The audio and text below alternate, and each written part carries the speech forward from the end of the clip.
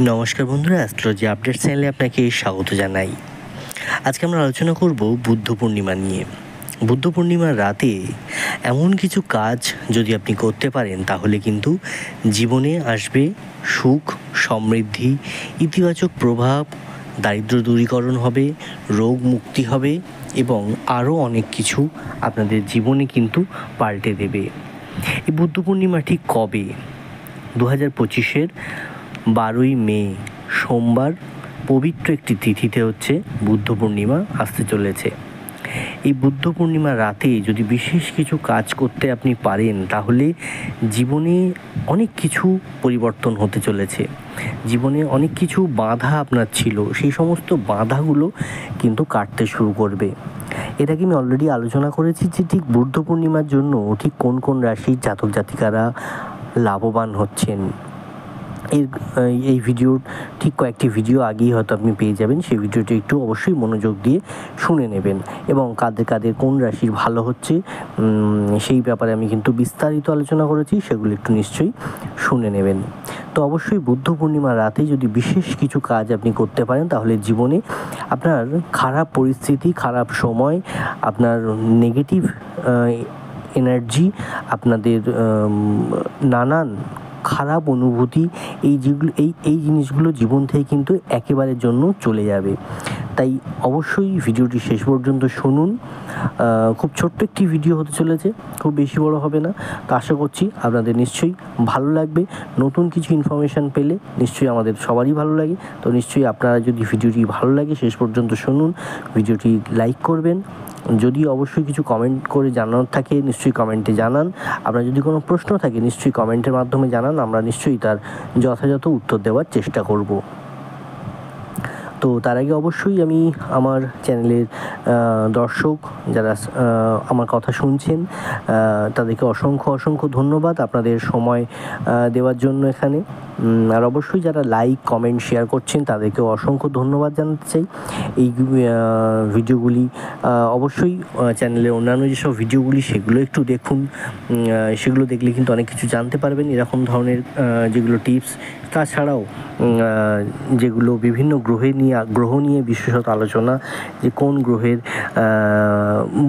কোন রাশির ভালো হচ্ছে, খারাপ হচ্ছে, কি কোন রাশির কতটা সাবধান থাকতে হবে ইত্যাদি ইত্যাদি অনেক কিছু কিন্তু আলোচনা আছে যা কিন্তু আমাদের দৈনন্দিন জীবনে কাজে লাগে। এমনও কিন্তু হাজারো আলোচনা কিন্তু আছে চ্যানেলটির মধ্যে, তা কিন্তু অবশ্যই পারলে দেখে নেবেন। আর অবশ্যই যারা এখনও চ্যানেলটি সাবস্ক্রাইব করে উঠতে পারেননি তাদেরকে বলবো চ্যানেলটি অবশ্যই আজই সাবস্ক্রাইব করে রাখুন, কারণ এই ইউটিউবে হাজারো চ্যানেলের মাঝখানে কিন্তু ভিডিওটি হারিয়ে যেতে পারে, এই চ্যানেলটি কিন্তু হারিয়ে যেতে পারে। তাই অবশ্যই চ্যানেলটি অবশ্যই করে সাবস্ক্রাইব করে রাখুন, বেল আইকনটি প্রেস করে রাখুন যাতে প্রতিটি ভিডিওর নোটিফিকেশান আপনাদের কাছে সময় মতন পৌঁছে যায় আমি ভিডিও আপলোড করা মাত্রই।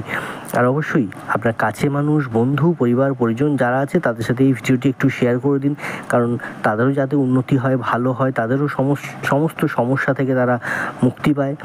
সেই ভালোটা আপনার হাত থেকেই হোক, আপনার কাছে মানুষের জন্য। তাই অবশ্যই পারলে ভিডিওটি তাদের সাথে একটু শেয়ার করে দিন। যত আপনার ফেসবুক বা হোয়াটসঅ্যাপে যারা আছে তাদের সাথে একটু ভিডিওটি শেয়ার করে দিন। তো আমরা আলোচনাটি শুরু করব। আজকে আমাদের আলোচনার যে মূল বিষয়বস্তু, যেটা বললাম একটু আগে, যে বুদ্ধ পূর্ণিমা নিয়ে কিন্তু এটি একটি বিশেষ দিন, বিশেষ একটি পবিত্র দিন। হিন্দু ধর্ম মতেও যেমন একটি বিশেষ দিন, তেমনি কিন্তু বৌদ্ধ ধর্ম মতেও কিন্তু একটি বিশেষ দিন বলে আমরা জেনে থাকি। বৌদ্ধ পূর্ণিমা কিন্তু একটা অত্যন্ত পবিত্র একটি দিন। এই দিনে কিন্তু ভগবান বুদ্ধের জন্ম এবং জ্ঞান লাভের প্রতীক হিসাবে আমরা ধরি। এই বছর এই পবিত্র তিথিটি হয়েছে কিন্তু 12ই মে সোমবার কিন্তু এই তিথিটি আসছে বা এই দিনটি আসছে। এই দিনে মানুষ যদি ভগবান বিষ্ণু এবং লক্ষ্মী দেবীর পূজা করতে পারেন তাহলে কিন্তু বিশ্বাস করা হয় যে এই দিনে পূজা করা বা নদীতে স্নান করা, বিশেষত যদি গঙ্গা নদী হয় খুবই ভালো, নদীতে স্নান করা, এই সমস্ত বিভিন্ন কিছু করলে আপনাদের কিছু মনস্কামনা পূর্ণ হয়। একই সঙ্গে রাত্রে এমন কিছু কাজ আছে যেগুলো যদি করা যায় তাহলে জীবনের অলৌকিকভাবে বেশ কিছু পরিবর্তন ঘটতে পারে বা আনতে পারে। তো সেগুলোই এবার আমরা আলোচনা করব একে একে। কী করলে কিসে ভালো হয় এবং কখন কিভাবে জিনিসগুলো করবেন সেগুলো কিন্তু যতটা পারবো আমরা বিস্তারিতভাবে আলোচনা করার নিশ্চয়ই চেষ্টা করব। তো প্রথমেই আসি আমি দান ধ্যান। এই দান যদি করতে পারেন তাহলে কিন্তু খুবই ভালো, কারণ এমনিতেই দান করা খুবই ভালো, যে কোনো রাশির জন্য এই কথাটি কিন্তু আমি বলছি। দান কিন্তু খুবই ভালো, এবং এই 2025 সালে কোন রাশির কী দান করলে তাদের কিসে উন্নতি হবে, কিসে ভালো হবে, সেগুলো কিন্তু শর্টসে আমি একটা একটা করে আলাদা আলাদা করে আলোচনা করে রেখেছি, সেগুলো একটু দেখে নেবেন শর্টস ভিডিওর মধ্যে। তো দান ক্ষেত্রে যদি বলা যায়, এই বুদ্ধ পূর্ণিমার দিনে, পবিত্র এই দিনটিতে এবং ওই দিন রাতে যদি আপনি কিছু দান করতে পারেন, অত্যন্ত কিন্তু ফলপ্রসূ হবে বলেই বিবেচনা করা হয়। কারণ এমন পরিস্থিতিতে এই উপলক্ষে বা এই বুদ্ধ পূর্ণিমাতে যদি আপনি দান করতে পারেন, যে কোনো মানুষকে কিছু যদি দান করতে পারেন, সেক্ষেত্রে কিন্তু কিছু দরিদ্র মানুষ, অভাবী মানুষ যারা আছে তাদেরকে একটু দান করুন, খাদ্য দান করতে পারেন, খাবার, পোশাক বা অন্যান্য কোনো প্রয়োজনীয় জিনিসপত্র দান করুন। এটি করলে কিন্তু আপনার বাড়ির বা আপনার ঘরের বা আপনার আর্থিক সমৃদ্ধি কিন্তু বজায় থাকবে, আপনাদের আর্থিকভাবে কিন্তু অনেকটাই ভালো হবে। অর্থতে কিন্তু দারুণ উন্নতি হবে। কি করতে হবে এই দিন? বুদ্ধ পূর্ণিমার রাত্রে অর্থাৎ সূর্যাস্তের পরে যে কোনো সময় আপনাকে এমন কোনো দরিদ্র মানুষ, অভাবী মানুষ যারা আছে তাদেরকে খাদ্য, পোশাক বা তার প্রয়োজনীয় এমন কিছু জিনিস, সেগুলো যদি তাকে একটু দান করতে পারেন, তাহলে কিন্তু আপনার সমৃদ্ধি বজায় থাকবে, সমৃদ্ধি বাড়বে নানান দিক থেকে। আসছি পরবর্তী পরবর্তী কাজে, সেটি হচ্ছে তুলসী পুজো। বুদ্ধ পূর্ণিমার রাতে যদি তুলসী গাছের সামনে ঘিয়ের প্রদীপ জ্বালানো এবং প্রদক্ষিণ করুন, তাহলে কিন্তু দেবী লক্ষ্মী তুলসীতে বাস করে, এবং এই উপায়ে কিন্তু ঘরের ইতিবাচক শক্তি কিন্তু প্রভাবিত হয় এবং নেতিবাচক শক্তি কিন্তু দূর হয়ে যায়। তাই অবশ্যই পারলে, খুব সামান্য কাজ, সোজা কাজ, বেশি কিছু না, তুলসী গাছ আছে আপনার, তুলসী মঞ্চ আছে আপনার, সেখানে একটি ঘিয়ের প্রদীপ জ্বালিয়ে দিন। মাটির প্রদীপে দেবেন, মাটির প্রদীপে একটি ঘি দিয়ে প্রদীপটি জ্বালিয়ে দিন। দেখবেন আপনার কিন্তু দারুণ উন্নতি হবে, দারুণ ভালো হবে। শুধু তাই নয়, পারলে অবশ্যই সেই তুলসী গাছ বা তুলসী মঞ্চটিকে একটু প্রদক্ষিণ করুন, 3 বার প্রদক্ষিণ করুন সেই প্রদীপটি হাতে নিয়ে, তারপর শেষবার ঘুরে এসে প্রদীপটি রেখে দিন। তাহলে কিন্তু আপনার জীবনে কিন্তু দারুণ লক্ষ্মী লাভ হবে, দারুণ উন্নতি হবে। কারণ লক্ষ্মী দেবীর তুলসী গাছে বাস করে, তাই সেক্ষেত্রে যেটা বললাম একটু আগে, ইতিবাচক শক্তি কিন্তু অনেক আসবে, নেতিবাচক শক্তি কেটে যাবে, এবং সব থেকে বড় কথা, আপনার নিজের তো অবশ্যই, তার সাথে সাথে আপনার পরিবার বা আপনার সংসার বা আপনার সংসারে বা আপনার জীবনে কিন্তু দারুণভাবে এটা কাজ করবে এবং ভালো রকম কাজ করবে। এটা একটা দারুণ কাজ, তাই পারলে অবশ্যই করবেন। আসছি পরবর্তী কাজে, অশ্বত্থ গাছের পুজো। হিন্দু ধর্মে যেমন আমরা অশ্বত্থ গাছকে অত্যন্ত পবিত্র বলে মনে করে থাকি, তাই বৌদ্ধ পূর্ণিমার রাতে পারলে অশ্বত্থ গাছের নিচে বা অশ্বত্থ গাছের গোড়ায় জল নিবেদন করুন এবং এটিকে প্রদক্ষিণ করুন।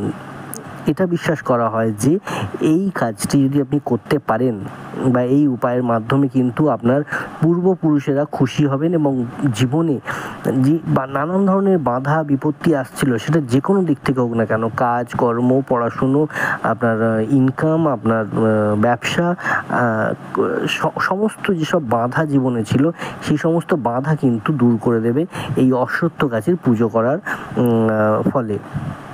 যেটা বললাম যে অশ্বত্থ গাছকে জল নিবেদন করুন, ধরুন একটা তামার ঘটিতে, অবশ্যই যদি ভালো হয় তামার ঘটিতে নিয়ে জল নিয়ে গিয়ে সেখানে অশ্বত্থ গাছের গোড়ায় ঢেলে দিন এবং এটিকে প্রদক্ষিণ করতে থাকুন। প্রদক্ষিণ করলে কিন্তু খুব ভালো ফল পাবেন। আসছি পরবর্তী কাজে, নদীতে স্নান।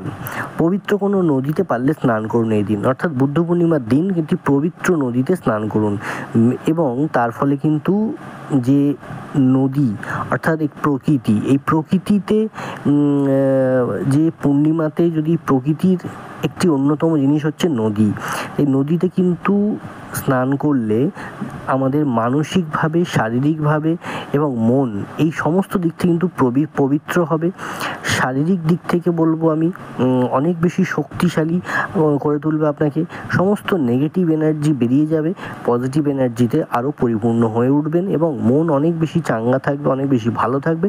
শারীরিক দিক থেকে রোগ মুক্তি হবে, যে কোনো রকম রোগ মুক্তি কিন্তু পাওয়া যাবে যদি পারেন এদিন গঙ্গা স্নান বা যে কোনো পবিত্র কোনো নদীতে স্নান করতে পারেন। এই পূর্ণিমার রাতে নেতিবাচক চিন্তাভাবনা থেকে একটু দূরে থাকতে হবে। এই দিন কোনো রকম খারাপ চিন্তাভাবনা, খারাপ কিছু এগুলোর মধ্যে যাবেন না, তাহলে দেখবেন অনেক ভালো থাকবেন।